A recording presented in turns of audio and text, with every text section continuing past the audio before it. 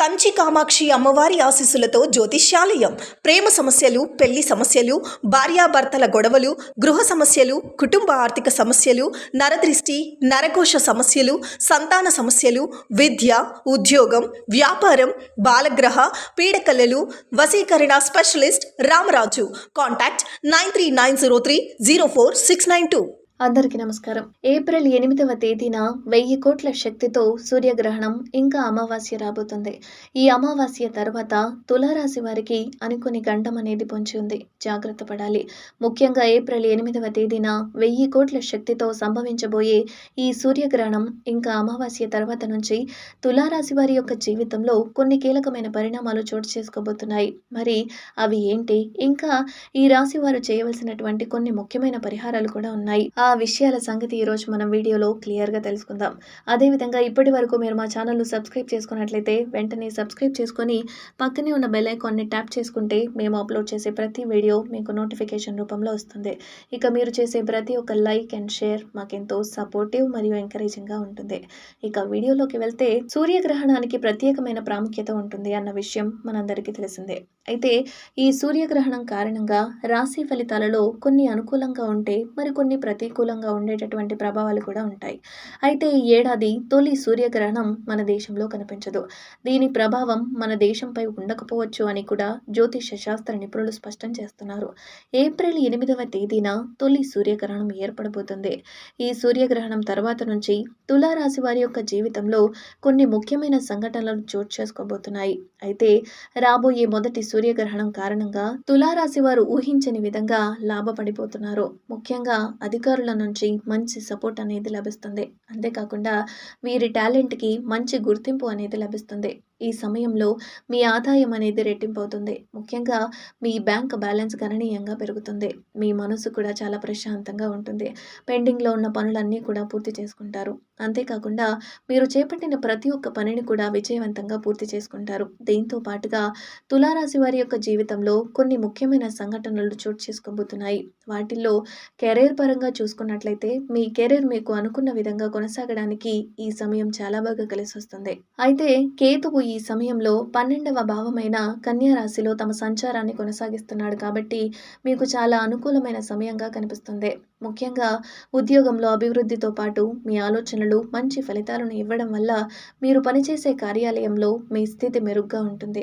దీంతో పాటుగా మీరు చేసే ఆలోచనలు, మీరు చెప్పే సలహాలు అనుకూలమైన ఫలితాలను ఇవ్వడం వల్ల మీ పై అధికారుల మెప్పును కూడా పొందుతారు. మీ పై అధికారులు కింది స్థాయి అధికారుల నుంచి మీకు మంచి సపోర్ట్ అయితే లభిస్తుంది. ఈ సమయంలో పని ఒత్తిడి కూడా కొంత ఎక్కువగానే ఉంటుంది. మీరు చేసిన వాగ్దానం పూర్తి చేయడానికి మీరు ఎక్కువగా కష్టపడాల్సి ఉంటుంది. అదేవిధంగా పని ఒత్తిడి తగ్గడమే కాకుండా మీకు పెండింగ్ లో ఉన్న పనులన్నీ కూడా పూర్తవుతాయి. మీ యొక్క స్నేహితుల పరిచయస్తుల సహకారం మీ వృత్తిపరమైన అభివృద్ధికి ఎంతగానో తోడ్పడుతుంది. అంతేకాకుండా ఈ సమయంలో వృత్తిలో అనుకూలమైనటువంటి మార్పులు చోటు చేసుకుంటాయి. ఆర్థికంగా చూసుకున్నట్లయితే కొన్ని మిశ్రమమైన ఫలితాలు రాబోతున్నాయి. ఆదాయం ఉంటుంది, కానీ అదే సమయంలో మీ కుటుంబ సభ్యుల కోసం ఎక్కువ మొత్తంలో డబ్బు ఖర్చు పెట్టాల్సి వస్తుంది. అయితే పెట్టుబడులు పెట్టడం మంచిదే. ఖర్చుల గురించి కూడా జాగ్రత్తగా ప్రణాళిక చేసుకోవడం వల్ల మీరు ఇబ్బందుల నుంచి బయటపడతారు. అధిక లాభాలు ఆశించి పెట్టుబడులు పెట్టడం అనేది చేయొద్దు. అత్యాశకు నష్టాలు గురి చేస్తుంది అన్న విషయాన్ని మాత్రం జ్ఞాపకం చేసుకోండి.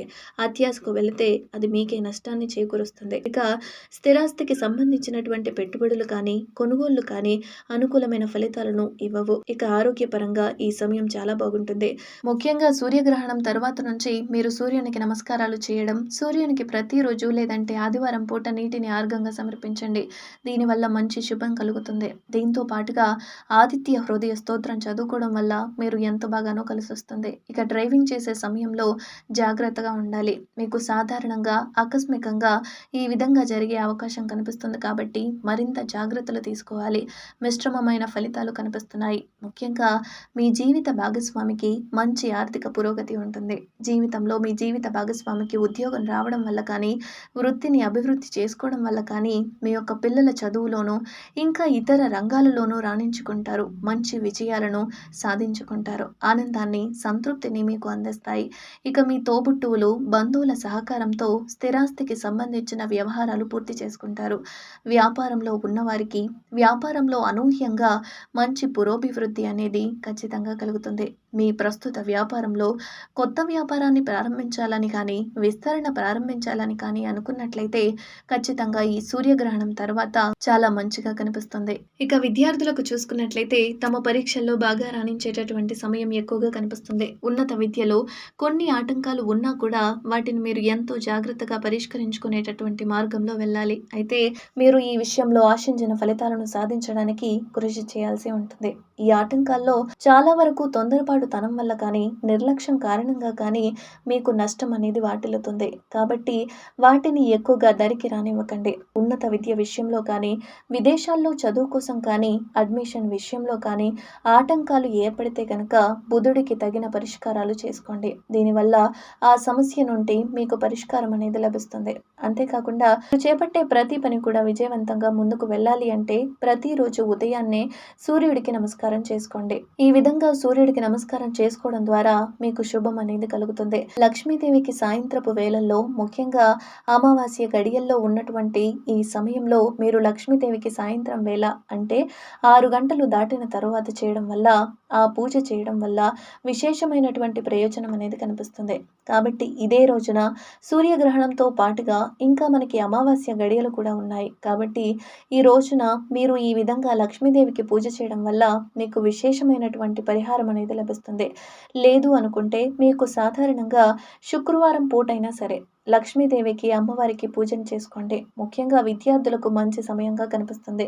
కాబట్టి మీరు చేపట్టే ప్రతి పని వెనుక కూడా ఒక అర్థం ఉండేలాగా చూసుకోండి.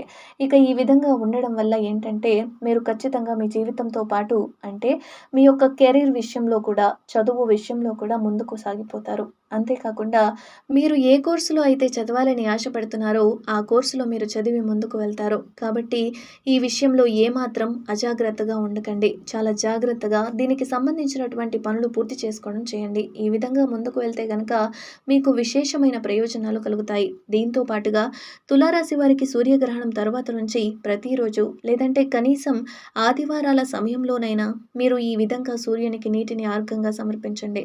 దీనివల్ల మీలో ఉన్న అసూయ, అనుగ్రహం అనేది మీపై ఉంటుంది. దీంతో పాటుగా మీరు ఈ సూర్యగ్రహణం రోజు కానీ, ఈ సూర్యగ్రహణం తర్వాత రోజు కానీ మీరు ఖచ్చితంగా ఒక నలుగురికి ఏదైనా ఆహారాన్ని దానంగా ఇవ్వండి. దీంతో పాటుగా మూగజీవాలకు కూడా ఆహారాన్ని పంచితే మీకున్నటువంటి సమస్యలు, దోషాలు అన్నీ కూడా తొలగిపోతాయి. ఈ చిన్న పరిహారం చేయడం వల్ల సూర్యగ్రహణం రోజున తులారాశి వారు విశేషమైన ప్రయోజనాలను పొందుతారన్న ప్రత్యేకంగా చెప్పుకోవచ్చు. కాబట్టి ఈ విషయంలో ఏమాత్రం అజాగ్రత్త చేయకుండా, లేకపోతే అశ్రద్ధ చేయకుండా ఈ విధంగా మీరు ముందుకు వెళ్ళండి. ఖచ్చితంగా తులారాశి వారికి సూర్యగ్రహణం తర్వాత నుంచి ఏ చిన్న గండమైనా ఖచ్చితంగా తొలగిపోతుంది. జాగ్రత్తగా ఉండాలి. ముఖ్యంగా మీరు డ్రైవింగ్ చేసేవారైతే కనుక ఖచ్చితంగా డ్రైవింగ్ చేసేటప్పుడు జాగ్రత్తగా ఉండండి. దూర ప్రాంతాలకు వెళ్ళేటప్పుడు కూడా మీ శ్రేయోభిలాషులను ఎవరినో ఒకరిని మీతో పాటు తీసుకెళ్ళండి. ఇలాంటి మరెన్నో ఇంట్రెస్టింగ్ వీడియోస్ కోసం నా ఛానల్ను వెంటనే సబ్స్క్రైబ్ చేసుకొని మీ ఫ్రెండ్స్ అండ్ ఫ్యామిలీ మెంబర్స్కు షేర్ చేసుకోండి. ధన్యవాదాలు.